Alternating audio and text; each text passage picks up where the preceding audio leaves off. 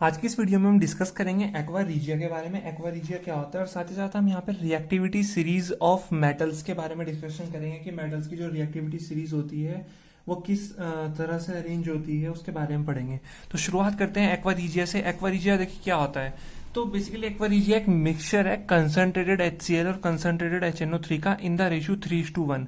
मतलब अगर हम किसी मिक्सचर में 3 पार्ट जो है 1/3 पार्ट जो है 75% क्या है कंसंट्रेटेड HCl है और 25% क्या है कंसंट्रेटेड HNO3 है, तो उसके मिक्सचर को हम बोलते हैं एक्वा रीजिया। ठीक है, मतलब 3 पार्ट किसके होंगे कंसंट्रेटेड HCl के होंगे और एक पार्ट किसका होगा कंसंट्रेटेड HNO3 का होगा। तो 3 पार्ट है इसका मतलब 75% HNO3 HCl होगा और 25% HNO3 होगा। तो ये ध्यान रखना है हमें कि HCl पहले लिखना है और HNO3 बाद, और इनका रेशियो कितना होना चाहिए 3:1 होना चाहिए। तो अगर हम इनको 3:1 के रेशियो में मिक्स करते हैं तो हमें क्या मिलता है, हमें मिलता है एक्वा रीजिया। एक्वा रीजिया की एक खास बात होती है कि ये एक तो हाईली कोरेसिव होता है और साथ ही साथ ये गोल्ड और प्लेटिनम जैसे मेटल्स को भी क्या करता है अपने अंदर डिसॉल्व कर लेता है।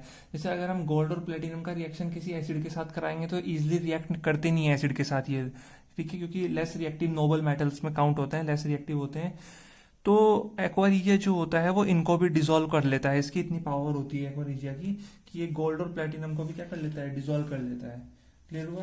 तो अगर कहीं पूछा जाता है कि एक्वा रीजिया क्या होता है तो हम क्या बोलेंगे, it is a mixture of concentrated HCl and concentrated HNO3 in the ratio 3:1।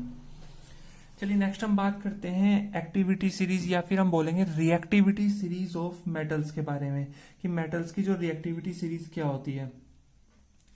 तो रिएक्टिविटी सीरीज की अगर हम बात करें तो ये एक ऐसी सीरीज होती है जिसमें हम मेटल्स को उनके डिक्रीजिंग ऑर्डर ऑफ रिएक्टिविटी के बेसिस पे क्या करते हैं, अरेंज करते हैं।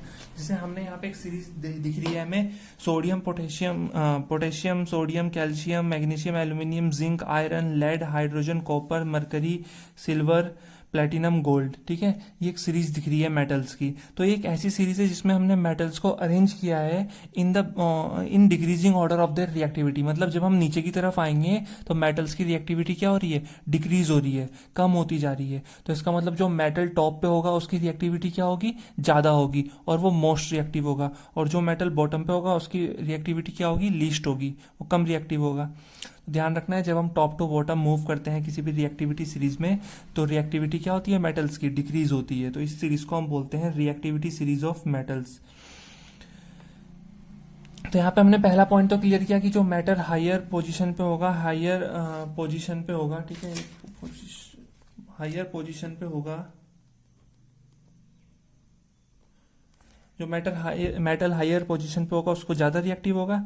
और इस सीरीज की एक खास बात ये होती है कि जो मेटल इसमें हायर पोजीशन पे है वो अपने लोअर पोजीशन वाले मेटल्स को उनके सॉल्यूशन से क्या कर सकता है, डिस्प्लेस कर सकता है। जैसे एल्यूमिनियम जिंक को डिस्प्लेस कर सकता है, मैग्नीशियम इन सबको डिस्प्लेस कर सकता है, कैल्शियम मैग्नीशियम को भी डिस्प्लेस कर सकता है, सोडियम इन सबको डिस्प्लेस कर सकता है, पोटेशियम सबको डिस्प्लेस कर सकता है, इस तरह से। ठीक है, एंड यहाँ पे एक इंपॉर्टेंट चीज ये है कि जो भी मेटल्स यहाँ पे कॉपर से नीचे आते हैं, कॉपर या फिर कॉपर से नीचे आते हैं, वो इजिली कोरोड नहीं होते हैं, उनमें इजिली कोरोजन नहीं होता है, इसीलिए ये थोड़े कॉस्टली होते हैं। सिल्वर गोल्ड प्लेटिनम वगैरह इसलिए कॉस्टली होते हैं कि बिकॉज इनमें सालों साल जो होता है 1000 ऑफ ईयर्स तक कोरोजन नहीं होता है। ठीक है, इनमें मॉइस्चर अटैक नहीं कर पाता, कोरोड नहीं कर पाता इन एलिमेंट्स को।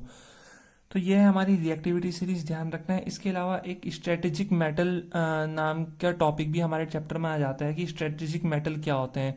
तो स्ट्रेटेजिक मेटल हमारे पास ऐसे मेटल्स होते हैं जो हमारी इकोनॉमी के लिए, जो कंट्री की इकोनॉमी के लिए काफ़ी ज़्यादा एसेंशियल होते हैं, उनमें हम काउंट करते हैं स्ट्रेटेजिक मेटल्स को। क्लियर हुआ। ध्यान रखना है स्ट्रेटेजिक मेटल्स क्या होते हैं, जो भी हमारे कंट्री की इकोनॉमी या डिफेंस हम बोल सकते हैं, या फिर उनका यूज जो है वो स्पेस साइंस प्रोजेक्ट में या एटॉमिक एनर्जी या जेट इंजन्स में इनका बहुत ज़्यादा यूज होता है, तो उन्हीं को हम बोलते हैं स्ट्रेटेजिक मेटल्स। तो आई थिंक क्लियर हो गया होगा एक्वा रीजिया क्या होता है और रिएक्टिविटी सीरीज क्या होती है।